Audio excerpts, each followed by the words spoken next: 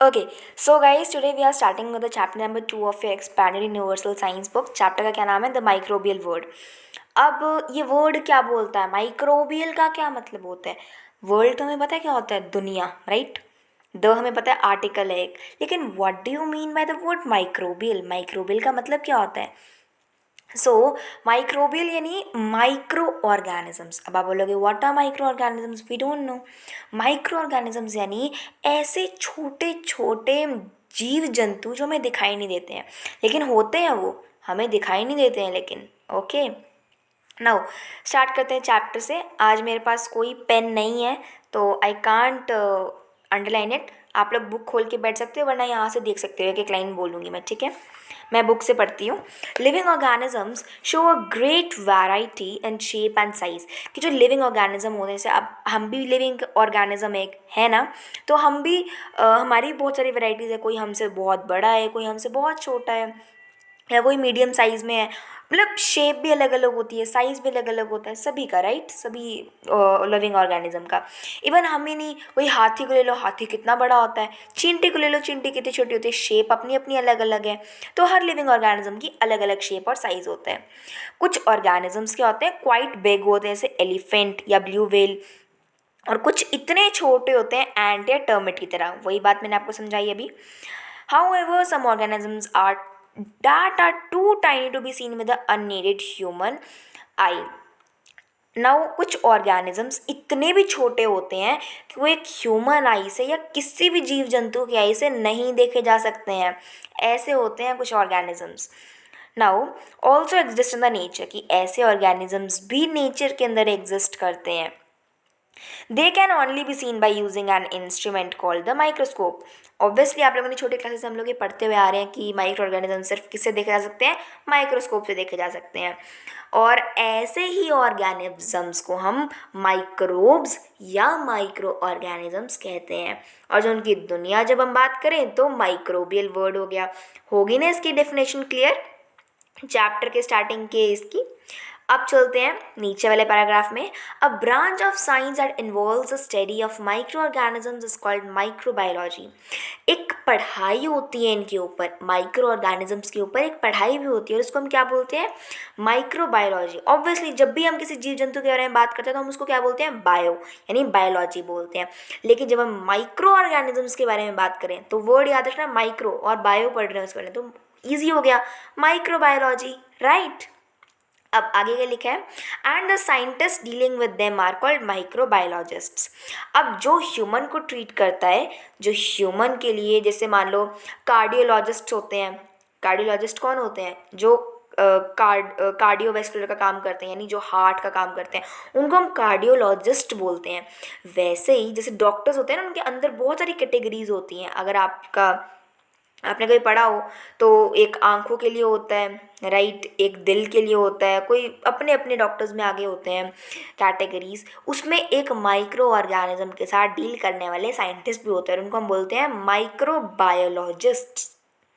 जहाँ पे हमने पढ़ाई को बोला माइक्रोबायोलॉजी, उधर उनको जो उनको देखते हैं, उनको संभालते हैं काम को, उसको हम क्या बोलते हैं, microbiologists. Okay. Microbes are found almost everywhere on the earth, कि माइक्रोब्स ऑलमोस्ट पूरी अर्थ में पाए जाते हैं. And influence our lives in several ways, और हमारी लाइफ में हेल्प भी करते हैं. अब हम इनके बारे में डिटेल में पढ़ते हैं, ठीक है. Now let's start. Characteristics of micro organisms. कुछ करेक्टरिस्टिक्स को समझेंगे माइक्रो ऑर्गेनिजम्स की. So apart from being invisible to unaided human eyes, अब एक इनके पास क्या कैरेक्टरिस्टिक होगी कि ये ह्यूमन आई से नहीं देखे जा सकते हैं, they are unaided for the human eyes. और जो माइक्रो ऑर्गेनिजम्स हैं उनकी और भी बहुत सारे फीचर्स हैं ऐसे. तो आगे आपके 3 फीचर्स डिस्कस किए गए हैं, ये देखो, ये हैं वो 3 फीचर्स. ओके, सो पहला क्या बोलता है, they can survive in extreme environmental condition such as extreme heat और कोल्ड विच में seem inappropriate for the human beings. कि ये जो माइक्रो ऑर्गेनिजम्स है ना, ये कैसे भी इन्वायरमेंटल कंडीशन, यानी कैसे भी, भले ही तूफ़ानी बर्फीला तूफ़ान आ रहा हो, भले ही रेत से भरी हुई जैसे रेतीला तूफ़ान आ रहा हो, भले ही रेगिस्तान में भी जी जाएंगे ये लोग, बर्फीले से भी जी जाएंगे. और तो जैसे Himachal side, Jammu Kashmir side, hilly areas में भी जी जाएंगे ये लोग. मतलब ये मैक्सिमम हर जगह, मतलब चाहे कोई भी कंडीशन हो इन्वायरमेंट की, कोई भी जैसा भी इन्वायरमेंट हो, सारी जगहों पे ये लोग जी जाते हैं, मतलब जीवित रहते हैं ये। अब ऐसा कैसे पॉसिबल है? How do microbe survive in these conditions? Obviously question पूछा जाएगा, अंडरलाइन कर लेना। और ये जो है क्या पूछा जाएगा, गिव रीजन में पूछा जा सकता है, ठीक है, तो अंडरलाइन कर लेना। They form a hard outer covering called cyst. अब इनके आसपास एक लेयर, बहुत हार्ड सी लेयर होती है, जिसको हम क्या बोलते हैं, काइस्ट, जो उनको प्रोटेक्ट करती है कितनी भी एक्सट्रीम कंडीशन आ जाए, भले ही बहुत ठंड पड़ जाए, भले ही बहुत गर्मी हो जाए या नॉर्मल टेम्परेचर हो, हर जगह ये लोग इसी वजह, इसी आउटर लेयर की वजह से जी पाते हैं। प्लीज़ अंडरलाइन कर लेना। और ये जो ऊपर जो भी मैंने अंडरलाइन कर रखा है ना, जितना भी मैंने अंडरलाइन किया है सब कुछ अंडरलाइन कर लेना, पक्का पूछा जाएगा। और ये देखो यहाँ पे ये मैंने ये भी अंडरलाइन किया हुआ है, तो इसको भी कर लेना।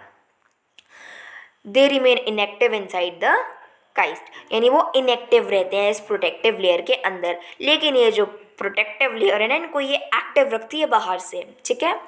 Now they may occur as a single cell और found together in clusters called colonies. अब मान लो एक घर है, तो हम उसको क्या बोलते हैं, होम, हाउस, जो भी बोल सकते हैं, है ना। लेकिन जब आपने देखा होगा, जब 30-40 घर मिल जाते हैं तो उनको हम क्या बोलते हैं, कॉलोनी बोलते हैं, कॉलोनीज बोलते हैं। उसी तरह जब एक सिंगल सेल, हमने पढ़ा था ना अभी, मैंने 8 चैप्टर का हल्की सी इतनी सी इंट्रोडक्शन दी थी 8 चैप्टर के बारे में, तो थोड़ी सी इसलिए दी थी ताकि मैं चैप्टर 2 को कंटिन्यू करवा सकूँगी। इसमें सेल्स के बारे में थोड़ा थोड़ा है, जानी थोड़ा थोड़ा, इसलिए ये छोटी सी इन्फॉर्मेशन, ठीक है। But soon we will be covering up the chapter 8 also. अब जो सिंगल सेल है, जब ये सिंगल होते हैं तो इनको हम सिंगल सेल बोलते हैं, सिंगल माइक्रो ऑर्गेनिज्म बोलते हैं। बट जब ये लोग ग्रुप्स में पाए जाते हैं तो इनको हम क्या बोलते हैं, कॉलोनीज। जैसे घर घर की कॉलोनी होती है, वैसे माइक्रो ऑर्गेनिज्म की भी कॉलोनी होती है। दे कैन बी बेनिफिशियल और हार्मफुल टू अस। और या तो ये लोग हमारे लिए इतने हार्मफुल हो सकते हैं कि जान भी ले सकते हैं, लेकिन या तो ये हमारे लिए इतने बेनिफिट हो सकते हैं, बेनिफिशियल हो सकते हैं कि हमें एक नया जीवन दान भी दे सकते हैं, ठीक है। नाउ अब बात करते हैं कि ये माइक्रो ऑर्गेनिजम्स पाए किधर जाते हैं। Where are these micro organisms found? Micro organisms are robust organisms that can withstand adverse conditions. हमने अभी भी क्या पढ़ा था कि जो माइक्रो ऑर्गेनिजम्स हैं वो किसी भी इन्वायरमेंट कंडीशंस में जी सकते हैं। और ऐसी ही कंडीशन, जैसे यहाँ पे आपको दिया कि earth such as in the rock, soil, water and air. Earth में भले ही वो लोग किसी चट्टान के नीचे होंगे, भले ही वो मिट्टी के नीचे होंगे, भले ही वो पानी में होंगे, या भले ही वो हवा में से तैर रहे होंगे, तैर तो नहीं बोल सकती बट उड़ रहे होंगे, या मान लो हमारे मुंह पे या हमारे हाथ में भी बहुत सारे लाखों अरबों में होंगे। इतने ऐसे माइक्रो ऑर्गेनिज्म, मतलब कहीं भी हो सकते हैं ये माइक्रो ऑर्गेनिजम्स, ठीक है। Micro organisms can found deep inside the earth in boiling hot springs, in frozen glaciers. कि जो माइक्रो ऑर्गेनिजम्स है कहीं भी पाए जा सकते हैं अर्थ में, भले ही वो एकदम अर्थ के नीचे हो, या फिर वो भले ही हॉट स्प्रिंग्स में पाए जाए हों, या बहुत ठंडे ठंडे ग्लेशियर्स में भी हो सकते हैं ये, भले ही रेतीले रेगिस्तान में, भले ही बहुत गहरे सी में। और तो और they can also be found in our homes and schools. बहुत सारे होंगे, मेरे पीछे भी बहुत सारे होंगे, मेरे आगे, मेरे मुंह पे भी बहुत सारे होंगे, इवन आप लोगों के पास भी बहुत सारे होंगे, आपके हाथ में, जिससे आप लोग मुझे देख रहे हो, या तो वो टीवी है या फिर फ़ोन या लैपटॉप, कंप्यूटर, कुछ भी है, उसमें भी बहुत सारे पाए जा सकते होंगे, ठीक है। Now, they can also be found in our homes and schools. We can found them on touchpad of mobile phones, जैसे मैंने आपको बताया, on a moist piece of bread, even एक ब्रेड के पीस में भी, आपके खाने में भी हो सकते हैं वो लोग, या फिर एक लकड़ी के किसी पीस पे, बॉडीज़ ऑफ प्लांट पे, या एनिमल्स, जैसे मैंने आपको बताया। और यही नहीं कि ऊपर रह रहे होंगे, बॉडीज़ एनिमल्स और जो होते नहीं आपके प्लांट्स, उनकी तो बॉडीज़ के अंदर भी रहते हैं। They can even survive a volcanic eruption और अ न्यूक्लियर ब्लास्ट। अब आपको पता है न्यूक्लियर ब्लास्ट, जब एटम बॉम्ब का ब्लास्ट होता है तब कोई भी इंसान नहीं रह सकता है। तो जो 100 किलोमीटर्स जहाँ पे ब्लास्ट होता है, उसके 100 किलोमीटर्स के आसपास तो वो रेडिएशंस, गामा रेस की रेडिएशंस, यूवी रेस की रेडिएशंस ही फैलती रहती हैं, तो वहाँ पे तो कोई नहीं जा सकता। बट मतलब वहाँ पे कोई जिंदा नहीं रह सकता इंसान। लेकिन ये जो माइक्रो ऑर्गेनिजम्स है ना, ये एक न्यूक्लियर ब्लास्ट को भी झेल सकते हैं एंड जीवित रह सकते हैं उसमें भी। और वोल्केनिक इरप्शन यानी जब आपकी वोल्केनोस फटते हैं, जब आपकी ज्वालामुखियाँ बाहर निकलती हैं उनका लावा, तो उसमें भी वो लोग जीवित रह सकते हैं, ठीक है। Now classification of micro organisms. अब जो माइक्रो ऑर्गेनिजम्स हैं उनकी कुछ हम क्लासिफिकेशन पढ़ेंगे कि वो किस किस के अंडर क्लासीफाई हो सकते हैं। अब जो माइक्रो ऑर्गेनिजम्स है ना, वो 5 मेन टाइप्स में क्लासीफाई कर सकते हैं हम उनको। पहला बैक्टीरिया, दूसरा एल्गे, तीसरा फंगी, चौथा है protozoa and then is virus, ठीक है। सबसे पहले आज हम लोग सिर्फ बैक्टीरिया तक पढ़ेंगे, एल्गे में नेक्स्ट पार्ट में पढ़ेंगे। बैक्टीरिया, इसका सिंगुलर क्या होता है? बैक्टीरियम। ये टॉपिक बहुत इंपॉर्टेंट है, अंडरलाइन कर लेना और रिमेंबर पॉइंट को भी अंडरलाइन कर लेना। देखो जैसे मैंने यहाँ पे बॉक्स बना रखे already. 1 micron is equal to 1 million of a metre. एक माइक्रोन कितने? अब आप बोलोगे माइक्रोन क्या होता है, तो पहले यहाँ पे चैप्टर ये बैक्टीरिया को पढ़ते हैं फिर बताती हूँ मैं। बट ये याद रखना कि एक माइक्रोन जो है ना वो 1 millionth of a metre, 1 millionth of a metre के इक्वल होता है।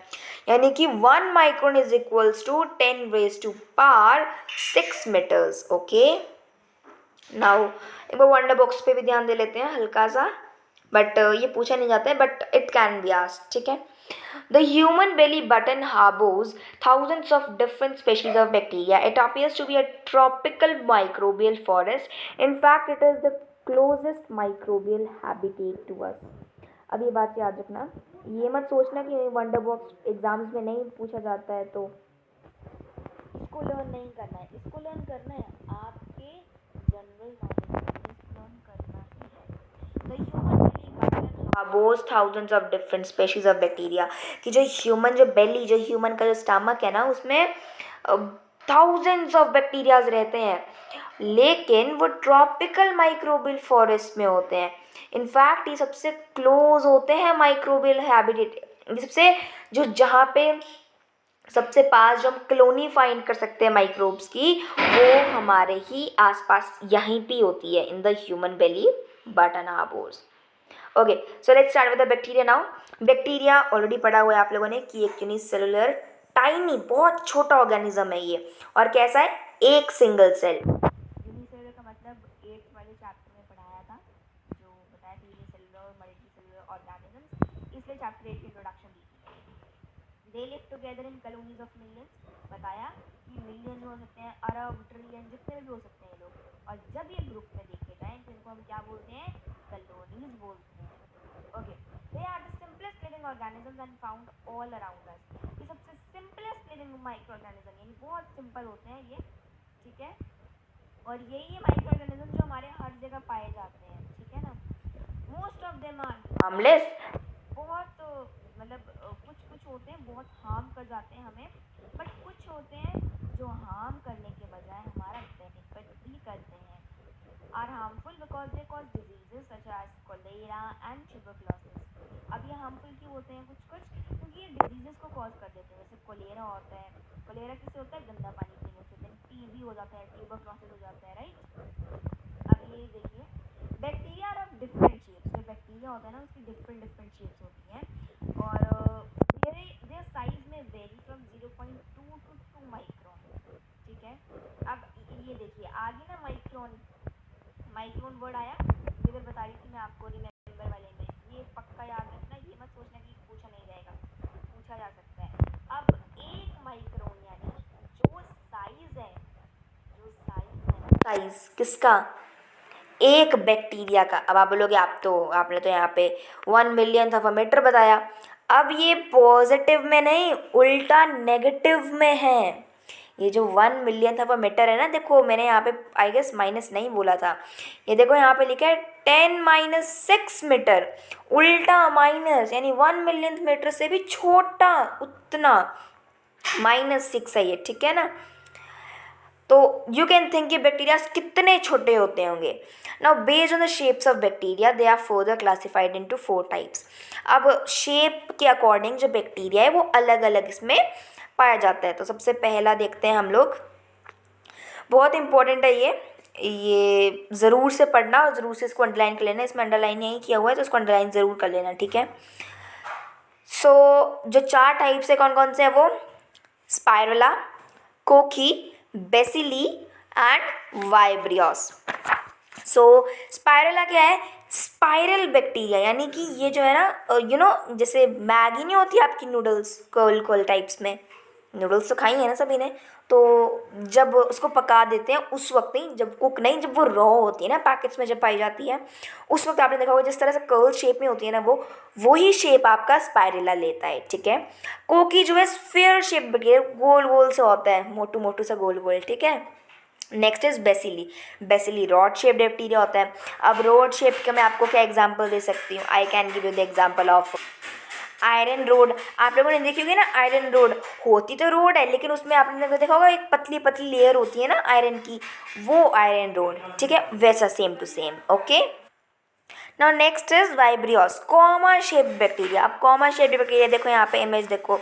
अब जैसे आप लोग लगाते हो ना इस तरह से कॉमास, वैसे होता तो ये रॉड शेप में है, लेकिन इस तरह से आप लोगों ने देखा होगा कुछ प्लांट्स होते हैं ना, उसमें बहुत सारे कांटे से होते हैं, छोटे छोटे कांटे होते हैं, ध्यान से देखें तब विजिबल होते हैं वरना नहीं होते। सो उसी तरह का ये एक वाइब्रियोस बैक्टीरिया होता है। एल्गे को हम अगली वीडियो में डिस्कस करेंगे। That's all for today. Thank you and have a nice day. Good bye everyone.